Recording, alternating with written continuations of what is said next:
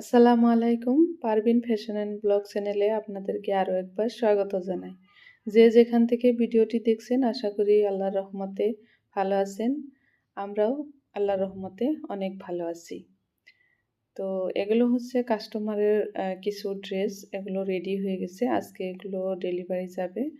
তো ভাবলাম আপনাদের সাথে একটু শেয়ার করি কীরকম ড্রেসগুলো বানিয়েছি, আমাদের এখানে কীরকম ড্রেসের অর্ডার পড়ে। তো সেটাই আপনাদের সাথে আজকে একটু শেয়ার করব। তো এখানে 3টা শাড়ি আছে, একটা কটনের ব্লাউজ আর একটা শাড়ির ব্লাউজ আছে। আর এই গ্রিন কালারের ব্লাউজটা এটা কাস্টমার দিয়েছিল এই ব্লাউজের মাপে বানানোর জন্য। তো এই ব্লাউজটাও আমার হাতেই বানানো। তো উনি আগে একটা শাড়ির ব্লাউজ বানিয়েছিলেন, শাড়ি রেডি করেছিলেন, তো ওটারই ব্লাউজ এটা। তো এটা হচ্ছে একটা সাদা ব্লাউজ। এগুলো থান কাপড় পাওয়া যায়, ওই ব্লাউজের পিস, ওই থান কাপড় এনে এটা বানিয়েছি। কাপড়টা খুবই ভালো, মানে অনেক দামিও, পরতেও খুবই আরামদায়ক। আরও এটার সাইডে যে পাইপিং করে দিয়েছি, পাইপিং করে দেওয়াতে ব্লাউজটা অনেক বেশি সুন্দর হয়েছে। আর গলাতেও পাইপিং করা দেওয়া হয়েছে। আর এখানে একটু মেশিনের তেল লেগেছিল বোধহয়, তো এটা ধুয়ে দিলে উঠে যাবে, কোনো অসুবিধা নেই। তো আর এটা হচ্ছে একটা শাড়ি, সাদার মধ্যে গোল্ডেন কালারের কাজ করা, খুবই সুন্দর শাড়িটা, মোলায়েম, পরতেও আরাম পাবে। তো এই শাড়িটার মধ্যে অন্য কিছু কাজ করা হয় নাই, মাত্র ফলস লাগানো হয়েছে। তো আমি ফলস কিভাবে লাগাই সেটা একদিন আপনাদের সাথে শেয়ার করব। তো ফলস আমি প্রথমে তলের যে নিচের সাইডটা, ওটা আমি মেশিন দিয়ে সেলাই করি, আর উপরের সাইডটা হাত দিয়ে সেলাই করি। তো হাত দিয়ে সেলাই করলে খুব সুন্দর হয়, সেলাইটা দেখা যায় না, আরও কুচ পড়ে না, খুবই ভালো হয় দেখতে। একটু সময় লাগে কিন্তু হাত দিয়ে সেলাই করলে ভালো হয়। তো আমি হাত দিয়ে সেলাই করি। আর যে ফলসটা লাগাই, ফলসটাও দামি ফলস লাগাই, এটা 20 টাকা করে ফলস। কারণ সবসময় কাস্টমারকে ভালো জিনিস দিতে হয়, তাহলে আপনার কাস্টমার টিকে থাকবে। আর এটা একটা হলুদ শাড়ি, হলুদের মধ্যে টিকটিকে গোলাপি কালারের ফুল, খুবই সুন্দর, কিন্তু শাড়িটা একদম খসখসে, পরে একটু আরাম পাবে না মনে হয়। তো এটার মধ্যেও হাত দিয়ে লাগিয়েছি উপরের সাইডটা, আর নিচের সাইডটা মেশিন দিয়ে। আর এটা একটা শাড়িটাও খুবই ভালোই লাগছে কালারটা। তো এই শাড়িটা একটা ডিজাইনার ব্লাউজ বানিয়েছি, ডিজাইনটাও একদম নতুন, এই ফার্স্ট টাইম বানিয়েছি আমি। তো কাস্টমার বলেছিল আমার নিজের মধ্যে দিতে, তো আমি এরকম করে ডিজাইন দিয়েছি। আরও সাইডে দিয়ে এরকম লেস বসিয়ে দিয়েছি, আর পাশে ফিতা দিয়ে এরকম একটা করে ঝুল দিয়েছি। আরও হাতার মাঝেও 2টা লেস বসিয়েছি। ব্লাউজটা দেখতে অনেক সুন্দর হয়েছে, কাস্টমার নিশ্চয় পছন্দ করবে।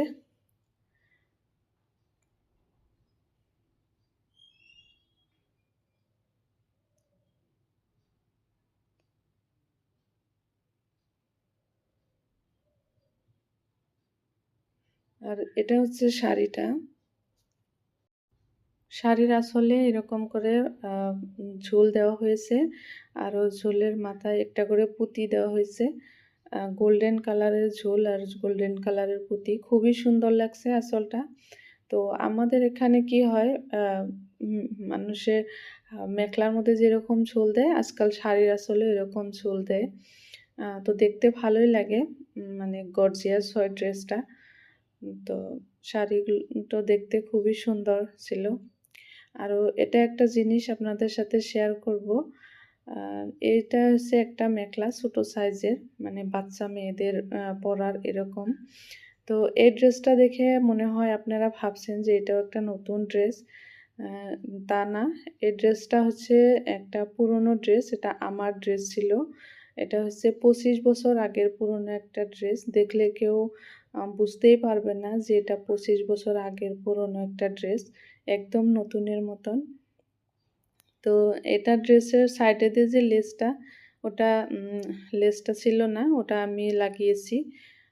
তো এটা হচ্ছে তলেরটা মেখলা। তো লেস লাগিয়েছি, আর ফুলগুলো তো এমব্রয়ডারি করা ফুল এগুলো। আর এটা হচ্ছে চাদরটা। তো চাদরের সাইডে দিয়েও এরকম লেস লাগিয়ে দিয়েছি, আর এই আঁচলের মধ্যে ঝুল দিয়েছি। তো ঝুলগুলো ছিল না, তো আমি এগুলো বানিয়েছি। তো ঝুলগুলো খুবই ছোট ছোট করে মিহি মিহি করে দিয়েছি, দেখতে খুব সুন্দর লাগছে। ঝুলগুলো ছোট করে দেওয়ার একটা কারণ আছে, কারণ এই মেখলাটা আমি আমার ভাগ্নিকে দিব। তো ও ছোট মানুষ, তো সেই জন্য ওর মতো করে দিয়েছি। বাচ্চা মেয়ে পড়বে, তো ও ফাংশনে কোনো অনুষ্ঠানে পড়তে পারবে স্কুলে। তো এটার মধ্যে মণি পুঁতি দেই নেই। এটা হচ্ছে একটা ব্লাউজ, লাল টিকটিকে ব্লাউজ। এই ব্লাউজটাও আমি ওই সময় বানিয়েছিলাম। তো এটা একটা টুকরা কাপড় দিয়ে বানিয়েছিলাম। যে আমার মা সেলাইয়ের কাজ করতো, তো উনি যে চুড়িদার বানাইতো, তো চুড়িদারের পিছে যে টুকরোগুলো বেঁচে যেত, তো ওগুলো দিয়ে আমি এই ব্লাউজটা করেছিলাম। তো ব্লাউজটা খুবই সুন্দর। এটা প্রিন্স কাটের মতন ব্লাউজটা বানিয়েছি। পিছন থেকে এটা হুক আছে, আর ওইটা সেলাইটা দেখুন কত সুন্দর। এত বছর আগের ব্লাউজ, অথচ মনে হচ্ছে যে আজ সেলাই করা হয়েছে। আর এটার সামনে গলাটা হচ্ছে রাউন্ড, হাতটা দীঘল, আর পেছনে ব্যাক সাইডে হচ্ছে বক্স গলা, আর পেছনে এভাবে হুক দেওয়া হয়েছে। তো ব্লাউজটা খুবই সুন্দর। এই মেখলার সঙ্গে এই ব্লাউজটা পরলে খুবই ভালো লাগে ম্যাচিং করে। তো এই কাপড়গুলো এখন গুছিয়ে তারপর আমি চলে যাব এগুলো দিতে, কারণ আমি বাসায় যাব। বাসা মানে বলতে আমি যেখানে আছি এটা আমার ভাড়া বাসা। আমি ভাড়া বাসায় আছি কিছুদিন যাবৎ, কিছু একটা কারণে। তো আমার বাড়ি খুব একটা দূরে নয়, 8 কিলোমিটার এখান থেকে। তো আমি ওখানে চলে যাব আমার নিজের বাসায়। তো আমার কাস্টমারগুলো ওখানকারই পুরনো কাস্টমার, তো ওনাদের কাপড়গুলো পৌঁছে দিব, আর আমি আমার বাড়িটাও দেখে আসব। তো ভেবেছিলাম স্কুটি নিয়ে যাব, কিন্তু স্কুটি একটু একটু বৃষ্টি পড়ছে, তো স্কুটি আর নেওয়া হলো না। তো বাসে চলে আসলাম। তো এই তো আমার বাড়ি। এই বাড়ির অবস্থা মানুষ না থাকলে যা হয়। তো বাড়ি পুরো একদম নোংরা হয়ে আছে চারিদিকে।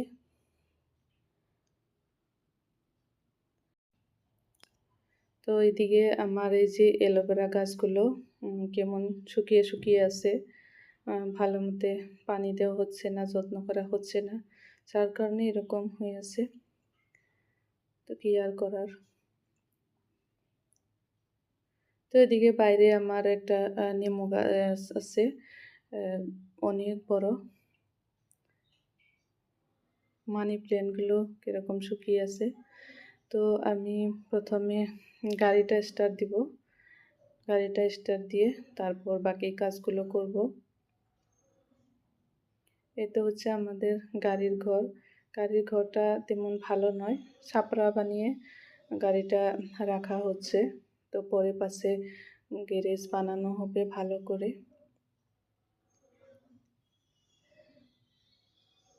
তো গাড়িটার লক খুলে এর ভেতরে যাব, আর গাড়িটা 10 মিনিটের মতন স্টার্ট দিব।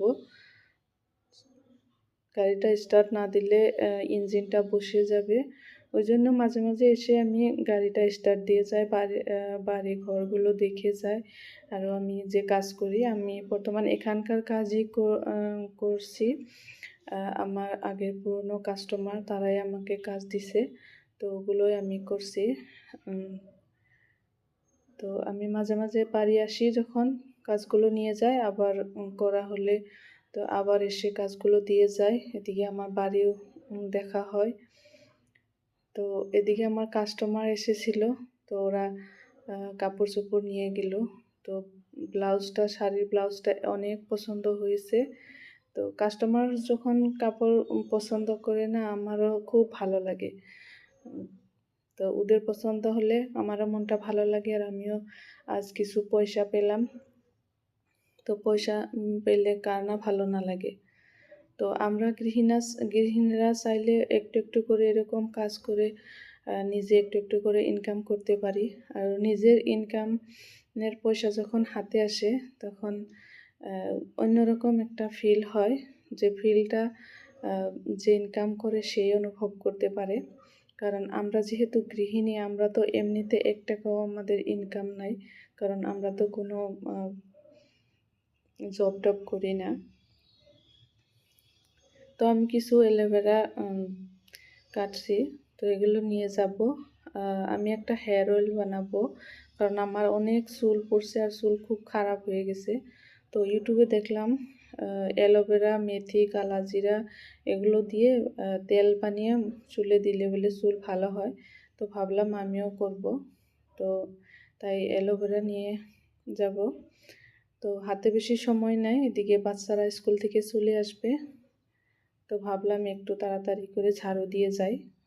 একদিন সময় নিয়ে আসব, এসে পুরো ঘরটা ঝাড়ু দিয়ে ভালো করে সাফা টাফা করে যাব।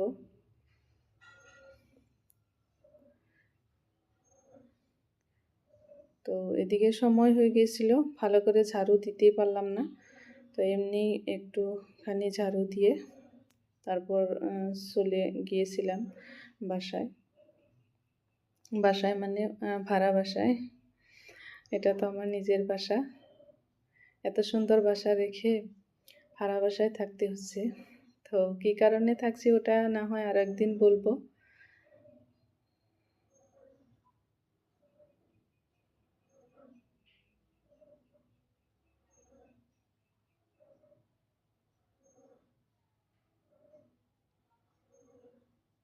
তো ঘরটা কোনো মতন একটু ঝাড়ু দিয়ে তো আমি চলে এলাম।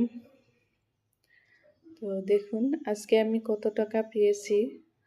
খুব নয়, সামান্য একটু। তো সামান্য হলেও আমার কারণে এটা অনেক। তো আমার এটা মোটামুটি 3-4 দিনের কামের মানে ইনকাম এটা। তো আমাদের মতো গৃহিণীরা যারা আছে তাদের কারণে এটুকু অনেক। তো এটা আমার নিজের পয়সা, এটা দিয়ে আমি যা খুশি তাই করতে পারবো। কেউ আমাকে জিজ্ঞেস করবে না যে টাকাটা কী করলা। তো আজকের মতো এখানেই। তো পরবর্তী আরও কোনো ভিডিওতে আপনাদের সাথে দেখা হবে নতুন কোনো কন্টেন্ট নিয়ে। সে পর্যন্ত আপনারা ভালো থাকেন, সুস্থ থাকেন। সবার সুস্বাস্থ্য কামনা করে আজকের মতো এখানে বিদায় নিচ্ছি। আপনারাও কাজ করেন, আরও টাকা ইনকাম করেন। আল্লাহ হাফিজ। আসসালামু আলাইকুম।